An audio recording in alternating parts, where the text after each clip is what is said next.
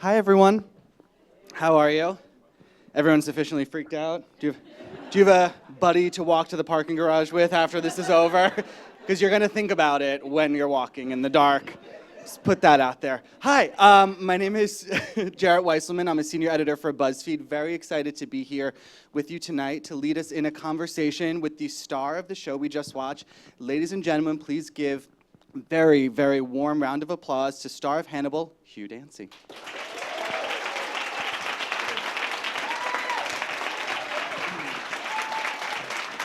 Good evening. Hello. So have you ever, if you don't know if you know, Hugh was in the back of the room watching that with you all. Have you ever watched the show with an audience like that before? Only an audience of cast and crew, which doesn't count, really. Is it nice to see the show sort of in some ways through their eyes when you hear them reacting and screaming? I heard some people scream. It's nice to hear people react to the humor in the show, because I think there's quite a lot of humor in the show, and you just don't get that watching it with one or two people. I think it's there are scenes that you kind of play for comedy, and then you think, you don't play them for comedy, but you try and access the comedy that's in the writing, and then you think, am I crazy?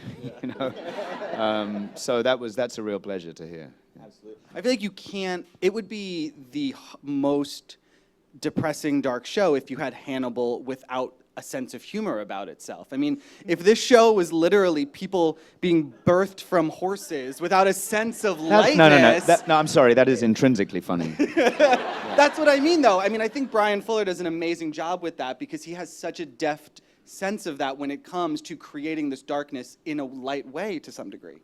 I think that the first thing is that the character of Hannibal is intensely likable, and one reason is that he's having a great time.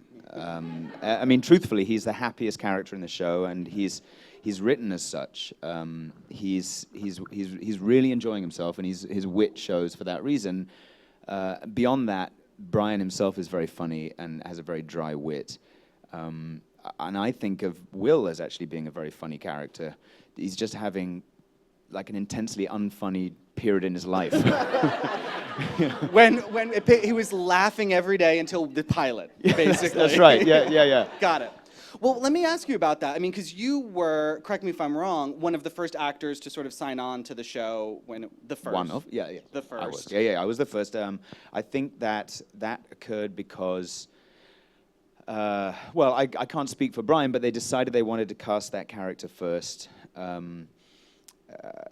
I guess Hannibal is clearly better known. Maybe they wanted to figure out who his sounding board would be, but I'm projecting. I was doing a play on Broadway, and Bryan and Martha De Laurentiis, who's one of the producers, came to see it. We sat down. I had read the first script, the first episode, and that was that. Yeah. Were you familiar with Thomas's books or the films that had been made? Films, Silence of the Lambs, yes. I'd seen some of the others, but Silence of the Lambs I'd seen when it came out, when I guess I was probably 16, 17, and subsequently many times, it stayed with me. But the books I hadn't read, so the first thing I did was go back to read Red Dragon, because, that's the first book. It's also the one that Will appears in, and I kind of realized, okay, the book, if you haven't read it, it's pretty much a description of the inside of Will Graham's head, and it's fascinating. It's a brilliant book. Really brilliant book in which he essentially created that world, but he also created a whole genre, which is the genre of the intelligent, sophisticated serial killer that now we see so many times and so cheaply, not always cheaply, but often quite cheaply done. And he just summoned that, created a genre. So great, I've got a blueprint by a fantastic writer for a character that I can then interpret, and also, oh my God, what have I got myself into? It was far more, far richer and more complicated than on first reading you realized. And I'm not trying to be falsely modest. It was just, there it was, What did you know coming in? Did Bryan sit you down and say, so you're going to have a nervous breakdown for 13 hours that is progressively going to get worse and sweatier? Or was he just like, this is not going to be a fun time in his life and you're going to have fun doing it? No, he told me in the half hour that we had to sit down over a cup of coffee, he pitched me a loose description of what he then saw as the first 4 or 5 seasons. And bearing in mind that we knew where we were heading because we're a prequel to Red Dragon. At the moment, I mean, hoping to move into those novels, right? So I knew, I understood the shape of the first season, and I mean, look, we're watching the second season, so I'm not going to apologize for spoiler alerts for what happened last year. I knew that that my character was going to vomit up an ear, and for me, and I was like, where do I sign? You know, I honestly that moment served for me as a kind of as an endpoint for the character and what he was going to go through in the year, because it was such a it's such a literalization of, you know, of ingesting something and absorbing, internalizing something, and his fear and disgust at what he might have become. That I had a very clear sense, much more, to be honest, than I did with this season, of the, you know, of the flight path that we were on.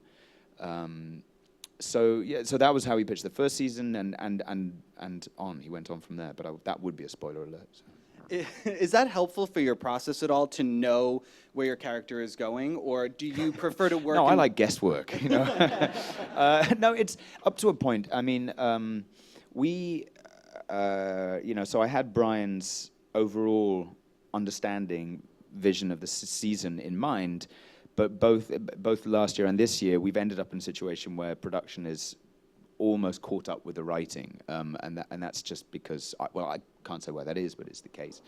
So, okay, I know for myself and in terms of the character where we're heading, and in terms of the relationship with Hannibal, which is the central thing for me, of course, but I don't actually have the scene I'm playing until the night before, sometimes. So that's, I guess you could say that's a nice thing.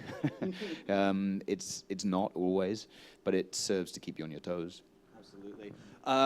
What then is this is, I would imagine, not an easy character to live with during the production of the show, or maybe even to step in and out of. I mean, for you, do you need to be Will all day when you're filming, or can you, in between scenes, like, you know, respond to emails or play, you know, Candy Crush or whatever? I don't need to be Will throughout the day. I have no problem going home at the end of the day. In fact, I love it. I think that there's, I mean, I don't want to be flippant about it. There's something that I think that builds up, and at the end of this year, but partially, I think this is born of just 6 months of pretty intense work, more than anything else. That by the end you're a bit wrung out. But there's as much pleasure to be had in the filming of it. I mean, okay, so for example, in this episode, after I reimagine the crime scene on the beach, and then I send the stag out, and you see the antlers, and I raise my head, I'm covered. It's me, I've got antlers, and I'm covered in blood. Well, that's fun. That's really fun to do. Albeit that it was at 4 a.m. on a freezing beach in Toronto. It still satisfies the 4-year-old part of you that, you know, that likes that stuff. And then the other stuff that's fun is sitting 1-to-1 opposite Mads. I mean, I would say an actor like Mads, but no, it's not. There aren't any. There's just Mads, you know, and knocking that dialogue back and forth. And sure, you have that's a bit. You have to go a bit deeper with that than screaming on a beach. But it's equally pleasurable, much more pleasurable. It's intensely satisfying and rewarding, so I go home usually delighted. Yeah. Let's talk about that, because I feel as if this show wouldn't work if it wasn't for the chemistry you and Mads have. I mean, it's really incredible. The scenes the two of you share, like you're talking about, are hypnotic to watch. Was there chemistry testing at any point during the audition process? There was a period early on when they cast me and I'd signed up, and then they were figuring out Hannibal, and I suspect there were more internal conversations, because we've got, as you have noticed at the bottom of the screen, Gaumont International are involved. They're our producers, and then, of course, NBC, and Martha De Laurentiis, who, with her husband, made the movies. So, you know, and the character of Hannibal is so iconic, I think then the conversations began, right? And probably everybody was chipping in. So there were a couple of readings. There were a couple of I don't think I'm speaking out of school here. There were a couple of offers made which I felt were probably offers made to satisfy people in order to get them off the table. It's a funny process that you go through, and I'm not really, thank God, not part of my job. And it boiled down to, well, what it boiled down to for me was in the very first conversation I had with Brian, Mads came up, and whether it was me that brought him up, I don't take credit for that. Brian sometimes has given me credit, but I actually think I heard his name mentioned. I said, that's for me, that's where you want to go. I'd worked with Mads 10 years ago. And I just knew that would work. He's a great actor, and he's a great guy, and it's an incredibly difficult role to take on. Yeah. So then we went through all this stuff, which I had my heart in my throat, honestly, because for the brilliance that he brings to the role, there's a million awful versions, right? That's the nature of any great performance, that you're avoiding a fantastic number of pitfalls along the way.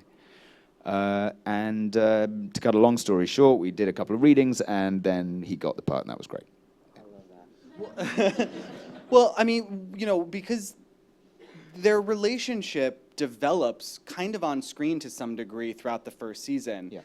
What was important to you and Mads sort of in the process of building that? What was important was that we really like each other. I don't mean Mads and me, that Hannibal and Will really like each other. And the way I thought about it was, you've got, I don't know, let's say the world's two greatest chess players, or somebody who didn't even realize that there was somebody else who could play chess, and they stumble across each other. So in I think it's the second episode of the first season, if episode 1 is like, we're flung together, and I resent him. I mean, it's a classic rom-com setup, actually. And the second episode, we go through, I think there's 3 scenes of so-called therapy. And what was most important to me in there, beyond all of the intensity of it, and so on and so forth, and the darkness, was that you see these two people, particularly Will, really having a good time. Yeah. And even just by the end of the first episode, we'd already established that he didn't have a very good time very often.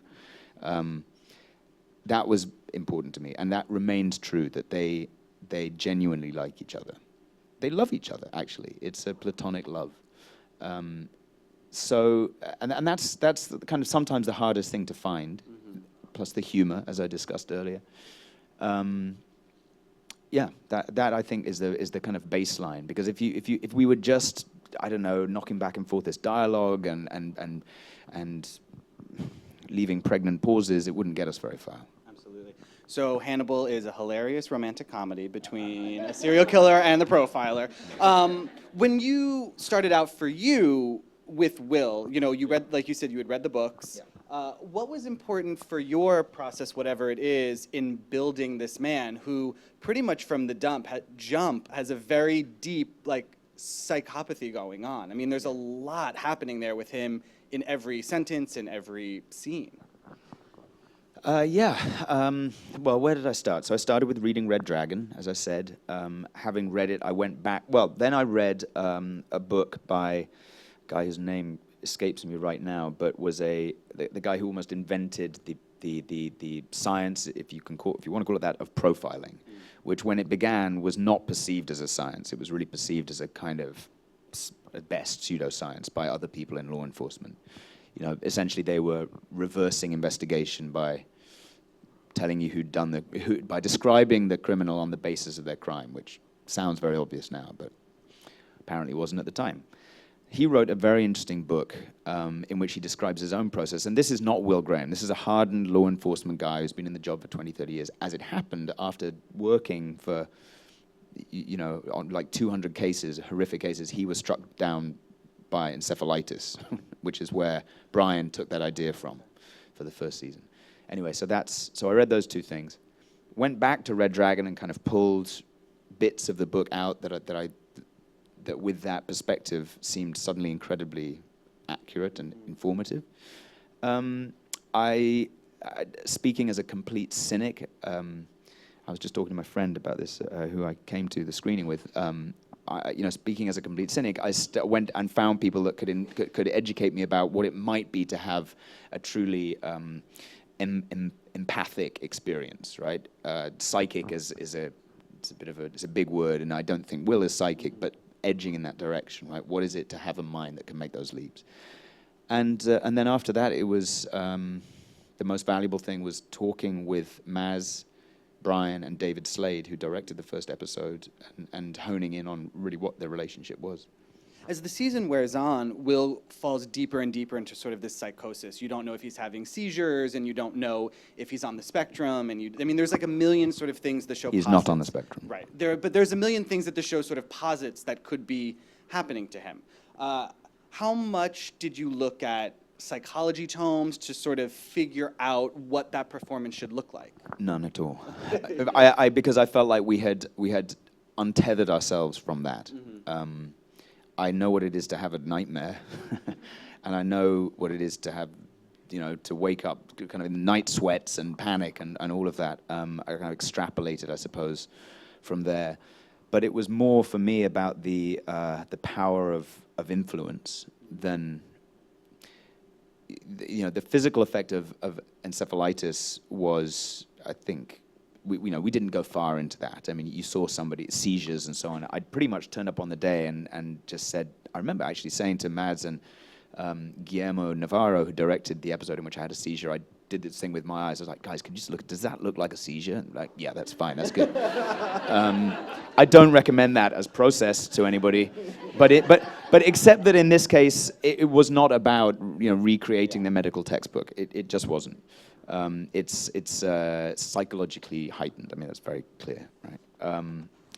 So I concentrated more on my imagined understanding of what it would be to have this voice taking over your brain, if you like. Correct me if I'm wrong, but the time between seasons 1 and 2 strikes me as the longest stretch of time you've gone with a break of playing the same character, where you would sort of leave him and then come back to him. Me personally? Yeah. Yeah, I don't. That's right. I don't know that I've ever done that before.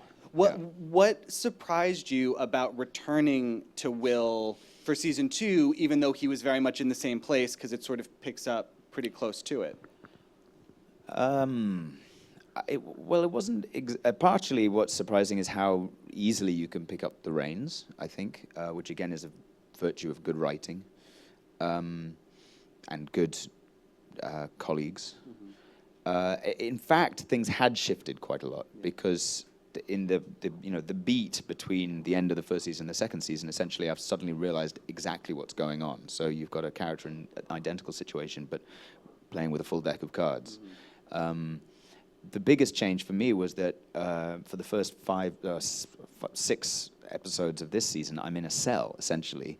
And that's really just, I thought I was so thrilled to get into that prison suit, be in the cell, eventually maybe wear the mask. I was like, this is iconic stuff. And within one day, I was just thinking, get me out of this because I have run out of ideas here, people. I did. But the other thing about being in one location is that one set, which is like probably as big as this stage, but a square, is that you film all of your stuff in one day, of course, because they're set up.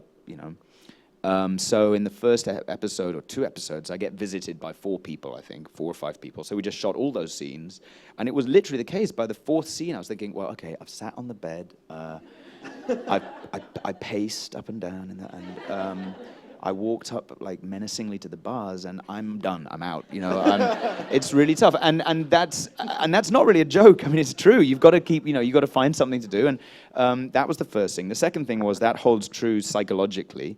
That he was expressing a similar feeling of being betrayed by all his friends who didn't believe him, and obviously betrayed by Hannibal. So you've got to find a way to try and demarcate those different beats. And thirdly, I don't wish on anybody the experience of acting consistently for a period of time behind bars, because it becomes to a much greater degree about hitting your mark, because the camera's on the other side of the bars, and it's just simple. If you're in the wrong place, they can't see you.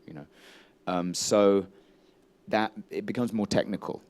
And it becomes that much harder to just be spontaneous in a given moment, And this show, it doesn't. I don't want to say teeters on the edge, but it's walking a fine line all the time of psychological reality and something bigger, and that permits you an equivalent kind of scope in your acting. I mean, you can take a moment and really just do far more than you ought to. And the danger is when you're static behind bars and you've got no other options, you just do that too much, you know. So I was trying to, I suppose, rediscover that through line. Yeah. Makes sense. Since you brought it up, I just have to know. I mean, it was the key art for season 2. It's behind you right now. That's awesome, isn't it? What is it like? I mean, to come onto the show and actually get to be the first one who wears sort of a version of the iconic Hannibal Lecter mask. It was great. Brian emailed me a few months before we started, and this scene doesn't actually, insofar as it's a scene, take place until I think the 5th episode. But he emailed me before the season. He's like, "Hey, we're thinking about this for a poster. What do you think?" So I knew in the back of my head I was thrilled about that as a fan, you know. And then it turns out to be, if you know, it's like the same thing as acting behind bars, but double, because you're in a straitjacket as well. So it's really all about just glowering. Doing a lot of intense eyebrow work. Yeah. No, but it was great. I mean, it's very cool. I think Brian and the other writers walk a brilliant line in terms of occasionally taking the mythology, or whatever you want to call it, of the canon, the books, the films, and putting it center stage and saying, bang, you know, there you go, this is awesome. And other times it's much more off in the background. The scene at the beginning of this episode with my imagining of Hannibal tied to a tree and the stag tightening the rope is a reference to Hannibal Rising, the 4th book, which was, in fact, a prequel in which something similar happens. You know, so Brian is nothing if not referential and reverential, and I love that side of the show. Absolutely. You talked a moment ago about spontaneity within the world of working behind bars. I'm curious, I mean, I know how meticulous Brian is as an artist. Does Hannibal, the show, leave room for improv or taking things on, or are you doing sort of like the line reading as it is every time? Well, the line as written every time, yes. I think yes. Brian's writing is too specific to kind of think, yeah, I just feel my way through this one. It's not gonna work. And also, why try to improve on it? I mean, for me, the rhythms of it are so specific. That's the first thing. The second thing is Mads, who is, you know, the only. I mean, I'm doing an accent. He's speaking in his second language, and is playing the character who just never shuts up. You know, I mean, often we'd have this experience. We get the scripts, as I say, towards the end of the season, fairly late, and I'd manage to be like, "Why can't I just shut up?" You know, he's going, and he does it immaculately. I was thinking, as watching it, like there are some, and as I was talking about before, like taking those moments and milking them. But there are some pauses in there that and I could point them out that just like. What was that word? You know, and it's always something, and it's a word that's too good you can't wiggle your way around it, you know. So no improvisation, but the nature, you know, working with Maz in particular, acting with Maz, I feel like we both enjoy rolling resets, meaning that we're not working in film, it's digital, nobody's worried about, you know, wasting film, so rather than cutting at the end of every take, we say, can we just, you know, do a couple of rolling resets, they leave the camera running. If there's anything to say, the director kind of screams it from the back. But usually we just go straight back and do it again 2-3 times. And that gives you the space within a very static scene and a very verbal, you know, verbally rich scene, put it that way, to discover new rhythms and moments of truth by the time you get into the second or third take. And luckily, we both like working that way. Laurence doesn't like working that way. Laurence grew up in film, so he's accustomed to cut, reset, okay, roll cameras, action. You know, that's the way he likes to work. I've now learned, having asked for a rolling reset a few times, and he so politely didn't say anything, and then eventually word got back to me, because he just, you know, he has different things he prefers. But so, in something that could be very, very tied down, I found it to actually offer a lot of room for, in fact, you have to kind of get inside the lines and then like elbow your way until you feel your way into them, right? In this conversation, I'm curious, I mean, it sort of takes us back a little bit, but the idea of the world you come from, be it, film or stage or what have you, what would you consider your training in terms of your acting? Is there a method that you learned, or is it really just sort of gleamed from doing the work? I think yes, the latter. I mean, I didn't train officially in that way. I didn't go to drama school. I started acting at school meaning not college, but school, high school, I suppose, when I was about 13, 14, in a extracurricular fashion, in the theatre, obviously. And I was lucky that I was at a school that had a great theatre in the sense of the building. So by the time I left school, A, I knew that I loved it, that's what I wanted to do, but B, I'd had 4 years of really working with people who were serious about it on a stage, a proper stage. And I think, obviously, a lot of people don't have that experience. And, certainly in an English drama school, which would be mostly stage-oriented, they would be going as much as anything for that experience. Mm-hmm. I didn't feel the need for that. So, anyway, went to college, studied English, came out, got lucky and started working, and managed to find my way back into the business. And then I had to learn my way around film sets, which I'm still doing. I mean, that's an endless thing. But I feel, now at least I feel I basically know what everybody does and so on. But I remember, when I was thinking about this earlier today, knowing I was coming here, when I had been working, on set, on TV, film, mainly TV, for a couple of years, there was a period when I was very intensely thinking about acting, thinking about how it worked and talking to other actors about it, and I just don't do that anymore. That has kind of faded away, I think, by virtue of coming to the realization that it wasn't helpful to me. It was just a not a helpful use of mental energy. Yeah. Do you remember the very first thing you were in as a 13-year-old in school? Yes, I do. Discounting a couple of school plays that I was in just because everybody was in them, I played the boy in Waiting for Godot, or Godot, because I was a young kid who hung around the school theatre, and it was a kind of a groovy production in which I guess there were a couple of teachers in the production and a couple of older kids, so I got to hang out with them. So it was I was in a fairly traditional English boarding school. So that was it. That immediately broke down all those hierarchies and things that I was not enjoying at the time. I was hanging out with the groovy teachers and the older kids, and I remember when the teacher playing Pozzo went on stage. I didn't go on till the end of the first act. So I was like, so I stole his pipe and smoked it in the dressing room. I was like, you have to do it for a living if you have that experience. So yeah, it was a classic story of being seduced by everything that goes on in the theatre, and more than the acting, because at that point I was just doing it because I was told to do it. Right. And then later on, I, as it were, retrospectively realized that I had connected to it in a deeper way. What do you think getting your start on the stage, as it were, did for your acting? What do you think it taught you about your craft? Well, it didn't teach me the normal things it would teach, because I was doing it at school, so you do a maximum of four performances. It's not that normal theatre experience where you go deeper and deeper, and now I've had that, and I love it, and I suppose I had a taste of that.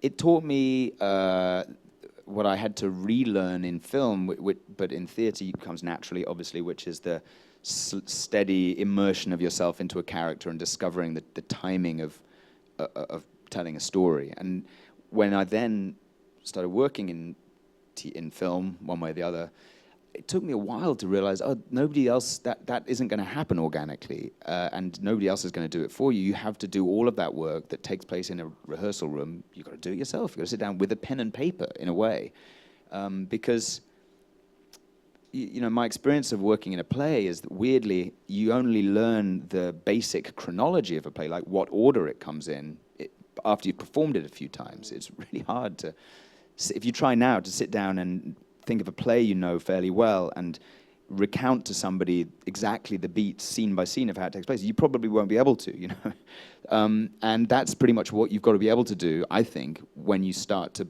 act in a film or a TV show, except that it's all out of order. So you've got to have worked out for yourself all those, you know, all of the rhythms and so on. But at least I had the experience of doing that with more time and support in the theatre. I'm curious, I would love to talk about this more, the idea of sort of keeping notes or chronology for yourself. Yeah. I mean, do you do that through, I mean, some actors on the stage have talked about journaling in characters, others just have, honestly, just like a timeline of events. I mean, when you talk about that, what specifically? And I think there are actors that don't care about that at all. Yeah. That actors that I mean, I think Laurence, for example, just because I'm thinking about Hannibal, is much, I mean, and he's, you know, a great stage actor as well, which would be entirely different. I'm sure he would talk about it differently, but on film or in film, digital, whatever, I think he's much freer. He feels like he's going to come, get the scene, mine that scene for what it's worth, and then leave it to the editors and the director. And I just don't feel that way. I can't do that. But I don't journal. I do, in the build-up to something, write. Not kind of creative writing, but just as a means of putting down my thoughts. And then I look back on them, and 50% of them are useful, you know. I read a lot around a subject, because I've always been a reader. And then, but that's it. I mean, that stops once I start working, usually. For coming into season 2 of Hannibal, you were talking earlier about sort of the jump where he kind of has that turn where he's like, oh, wait, I know exactly what's happening here. How did that emotionally compare to you, for you, playing him in season 1? I mean, is playing it in some ways like a different character? Yeah, I mean, what I love about the character is that he goes through such intense changes. I mean, from the beginning, the first season, during the first season, he undergoes this remarkable journey, and then it all starts again, second season. And the nice thing for me was that he now had a bit of agency, although he was in a prison cell. You know, he's beginning to, well, be less passive, basically. And the shape of the second season is that you wonder eventually how much that is going to change him. I suppose that still makes him passive. Shit. But yes, it was really pleasurable to take a character who you've just seen be beaten down in the first season, and then do something else. Just, you know, you're using different muscles, and you're showing something different.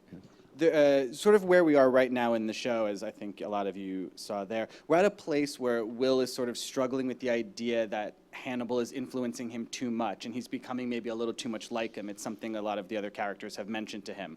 What do you like about that? In the conversation we were having earlier about these two men's friendship, the idea of being so heavily influenced by someone, it like changes who you are at your core, whether you want it to or not.